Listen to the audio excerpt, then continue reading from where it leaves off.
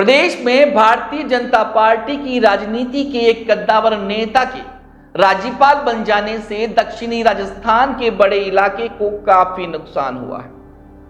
यहां के जनप्रतिनिधि खुद को अनाथ सा महसूस कर रहे हैं। चौतरफा लोगों की जुबान से भी यही आवाज निकलकर सामने आ रही है कि अब हमारा खेवनहार कौन होगा, कौन है जो हमारी बात को सत्ता के पटल पर रखेगा, हमारे विकास रथ का सारथी कौन होगा। नमस्कार, आदाब, खम्मा गणी, मैं हूं मनु राव और आप देख रहे हैं हमारा खास कार्यक्रम चर्चा चौराहे की, जिसमें आज हम बात करेंगे सियासत में कमजोर हुए मेवाड़ की।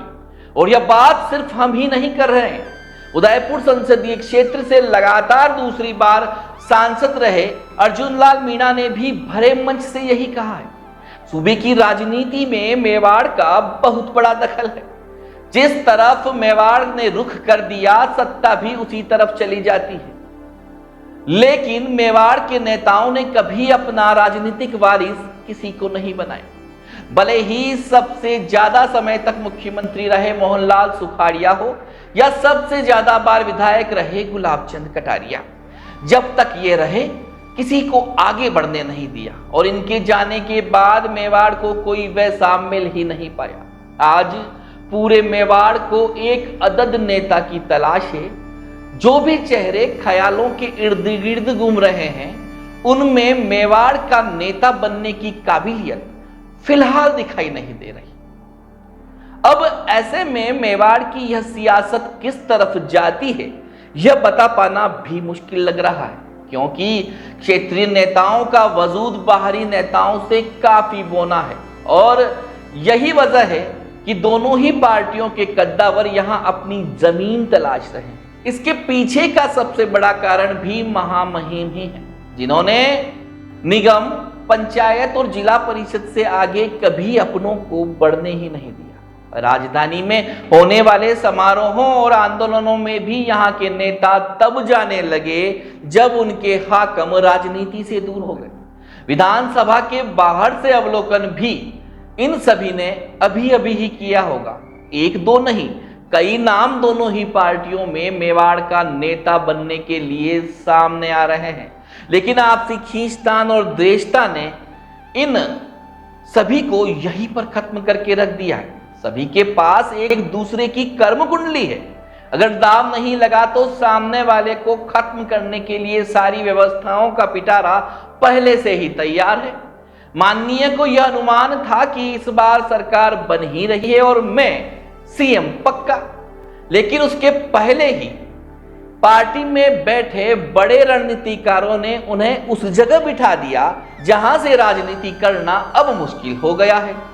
न तो उन्हें संभलने का मौका दिया गया और न ही यह सोचने का मिला कि उनके बाद कौन राजस्थान की सियासी झील में मेवाड़ की नैया पार लगाएगा, क्योंकि उन्होंने खुद ने ही कईयों की राजनीतिक हत्या की है, जो काफी काबिल होने के साथ साथ उनसे भी आगे बढ़ने की ताकत रखते थे। सिर्फ किरण माहेश्वरी को छोड़ दिया जाए तो कोई भी ऐसा नहीं है जो उनसे बगावत करके आगे बढ़ गया हो। इसके पीछे माननीय की क्या सोच रही होगी, यह तो वो ही जाने। दूसरी ओर डॉक्टर सीपी जोशी और डॉक्टर गिरिजा व्यास भी यहाँ पर बड़े नाम हैं, लेकिन उनके गुस्सेल स्वभाव से सभी परिचित हैं। यह बात भी जाहिर हो चुकी है कि दोनों की अपने इलाकों को छोड़कर पूरे मेवाड़ में इतनी पकड़ नहीं है जितनी गुलाबचंद कटारिया की हुआ करती थी। लेकिन अब मेवाड़ का क्या होगा, यह सबसे बड़ा सवाल है जो हर मन के जहन में सामने आ रहा है। बाहर के लोग अपनी गिद्ध निगाहें यहाँ पर जमाए बैठे हैं, अंदर के लोग एक दूसरे से बेर पाले बैठे हुए हैं। कोई भी एक मत नहीं हो रहा है। भाजपा हो या कांग्रेस इतने गुटों में बढ़ गई है कि उदयपुर शहर की सीट का ताज किसके सिर होगा, इसका पूर्वानुमान लगाना भी नामुमकिन हो रहा है। इसलिए सबसे पहले दोनों ही पार्टियों के दिग्गजों को पार्टी में चल रही अंदरूनी गुटबाजी को खत्म करके एकता की ताकत दिखानी होगी। तभी मेवाड़ प्रदेश की सत्ता में अपनी धाक जमा पाने में कामयाब रहेगा, वरना 28 सीटें जीत कर भी बिना बड़े मंत्रालय के सत्ता में बैठना होगा। मेवाड़ एक लिंग नाथ की धरा है और यह अनाथ हो जाए, यह मुमकिन नहीं है। सत्ता सुख पाने की लालसा में इतना कमजोर या गिरा हुआ नहीं होना चाहिए कि मुझे नहीं मिला तो बाहरी की पैरवी कर दूंगा, लेकिन स्थानीय को नहीं आने दूंगा। यहां तो मैं ही सर्वे सर्वा हूं।